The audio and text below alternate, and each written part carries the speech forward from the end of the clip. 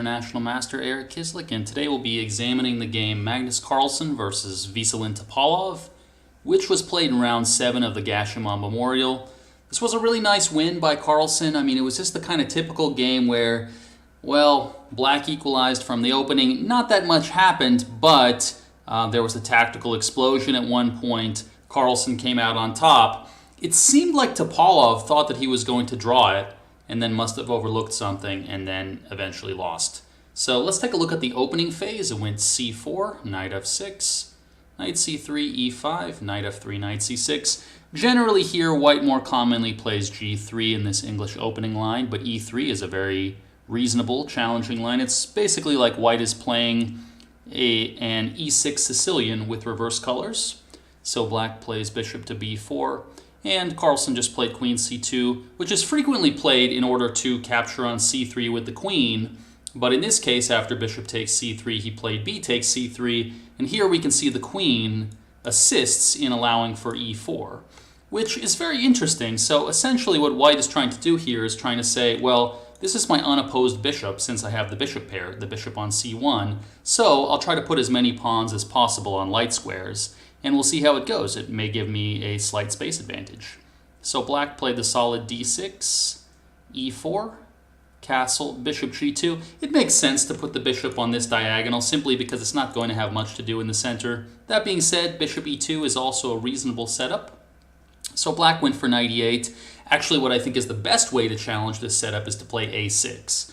And essentially, this aims to try to prepare the b5 pawn break, which is really one of the only ways black can get counterplay. But looking at this pawn structure here, black does have the idea of b5, and black does have the idea of f5.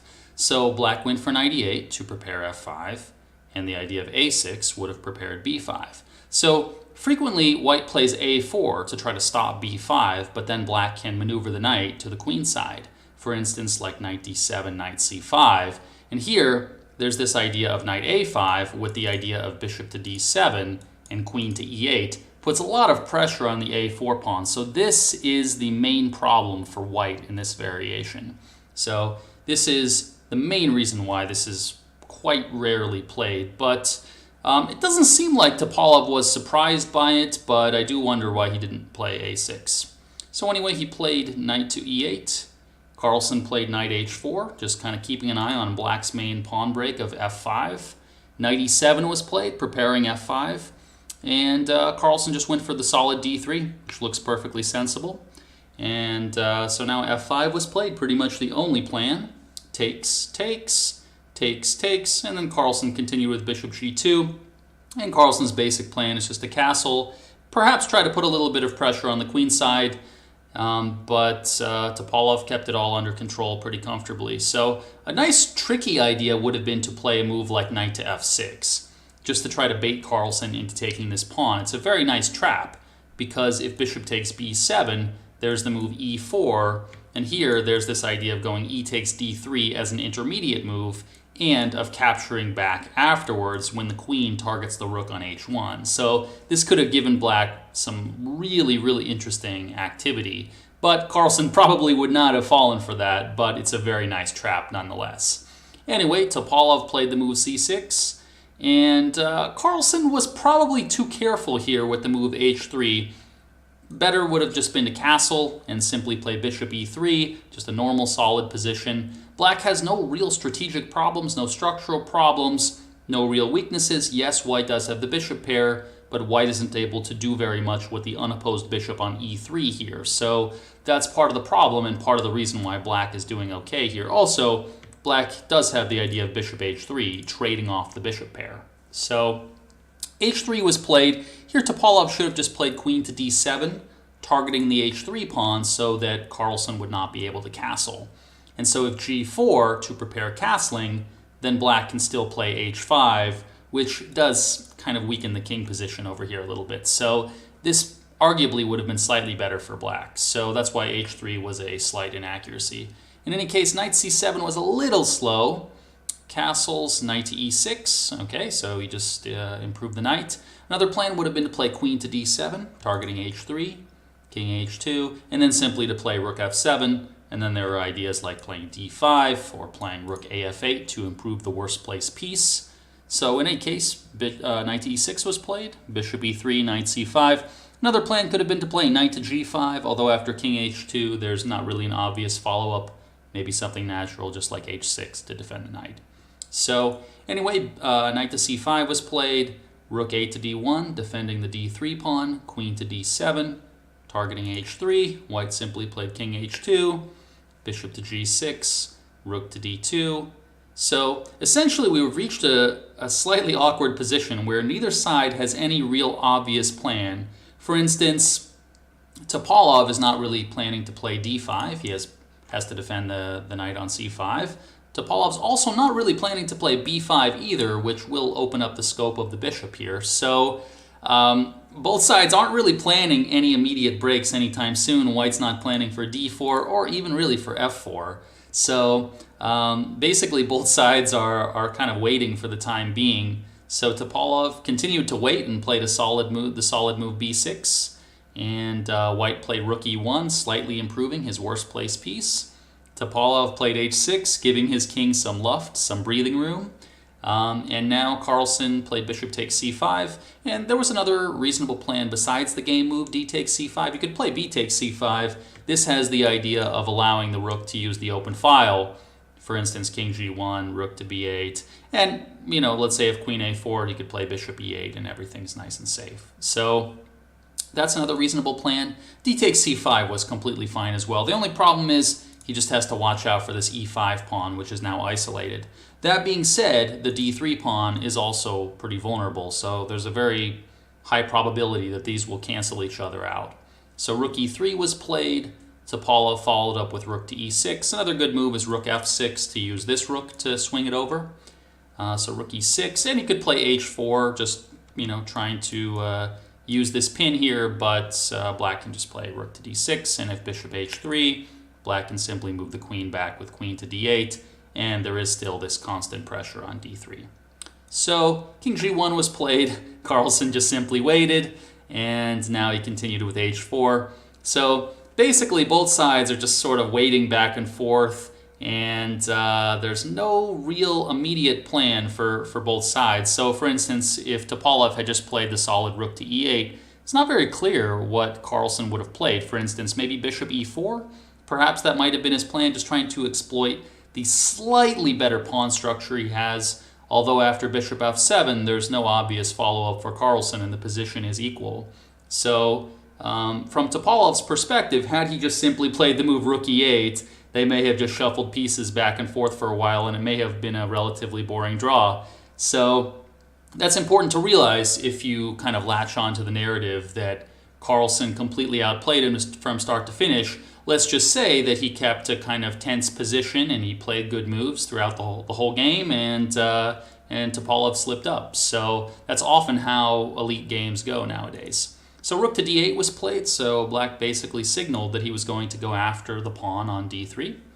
And so rook takes e5 was played. Now, for instance, if bishop f7 to target the c4 pawn, white can play bishop to e4 and then bishop f5 and has a little bit of an initiative there.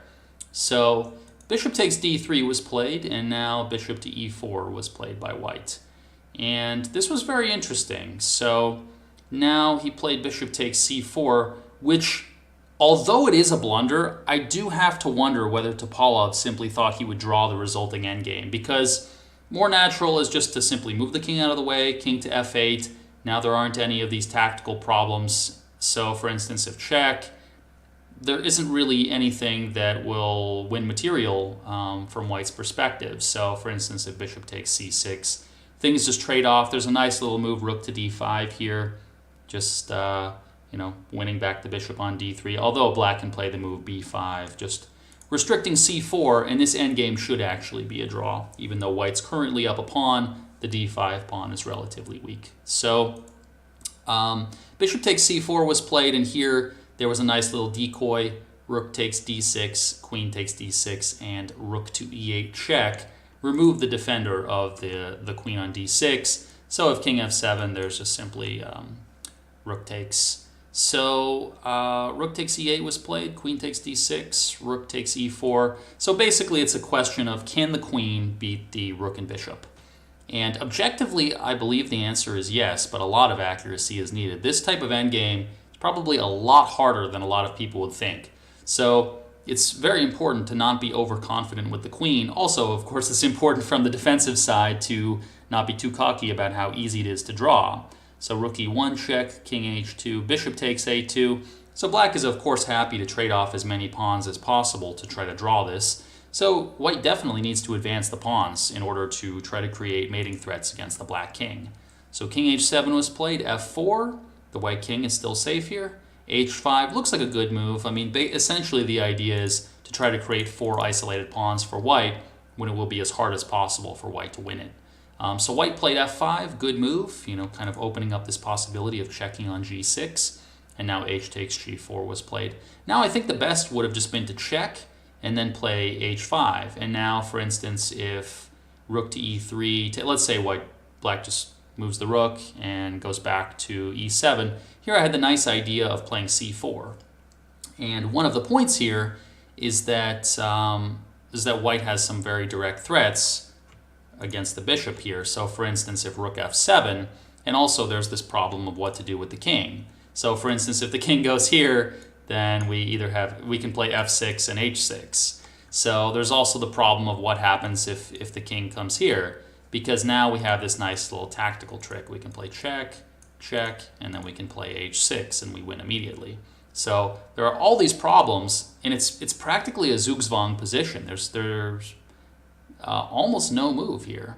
So there's a nice little trick here after rook f7. I like the move h6, basically opening up this diagonal here, so you'll see in a second. And now we can go queen to e2. So if the bishop moves here or here, we have the double attack with queen to b2 check. So that's a pretty nice tactic. And so after takes a5, we can play the move queen to b2 check. And now we succeed in winning the pawn, and we win the resulting endgame. So it's a very, very difficult endgame, as you can see. White needs to utilize a lot of different tactics with the queen, frequently involving double attacks in order to win this. So white played h5, black brought the bishop back, bishop f7. And now I think the best idea would have been to try to use the queen and the king together. So I was thinking queen c7, king g8, check, and then queen h4, and basically planning to bring the king up. For instance, if king g3, we can play king to f4, check, king takes, rook f1. Here I was thinking a nice idea would just be to go queen to h2, basically protecting the king here so there's no rook g1 check, and preparing to go king to g5, which can allow us to follow up with a move like h6. So this looks like a pretty good overall plan from white's point of view. And I think white is still winning in that case, but white has to be very careful after queen to b7. I'm not sure the position is winning anymore in this case. So perhaps the best might have just been to check and then take on a7, but then there's rook e3, and the problem is white simply may not have enough pawns in order to win this. So queen takes a7 was played, and now bishop takes h5, which does make sense. Black's is trying to trade off a bunch of pawns. I was thinking about rook f1 instead, though, just to simply take this pawn here. So bishop takes h5, queen takes b6. There are very, very few pawns left here, so I was thinking about just simply rook e5. In this case, we can afford to give up that pawn on g4, but the reason why is because the rook is holding everything else. So everything else is still sturdy here. So c4 was played, check, bishop e8, king to g3. Basically, white tried to use his king and his queen as effectively as possible. After king h7, there was queen c6. And this may have been the losing move now with king to g8, because the problem was the pawn was lost with check, and then white was able to start marching the pawns up the board. So I was thinking about rook f1 here, the idea being that if the king takes, we can check and bring the rook over to the h-file. For instance, if takes, we have rook h6. And I think this is the ideal setup for black to have now. For instance, if we go rook to f6, and if we just basically maneuver the bishop around. So for instance, if we have this position, I don't think that white is able to break through here, because there's the problem of the pawn not being able to break through to f6, and this pawn not being able to break through to c6 because the rook and the bishop are covering c6. So a very, very difficult position to draw, and it's actually very understandable why Topalov may have thought that he he was able to draw this, and seems like objectively at a few moments he may have been right, but at the start of the endgame he was objectively losing. So a very, very difficult endgame to judge, one that even a 2750 player has a very hard time judging and appears to have made a very big mistake in judgment. So in any case, Carlsen took and went queen d4. Now it's not nearly as easy to prevent the advance of the c-pawn. So there's a problem with advancing, covering the advances of white's pawns. So bishop e8 was played, check, queen to e6. Now you can see it's much harder to coordinate the rook and the bishop to stop the pawns. So here bishop e5 was played, and then simply c6. So takes, and this was nice. He played check and then takes.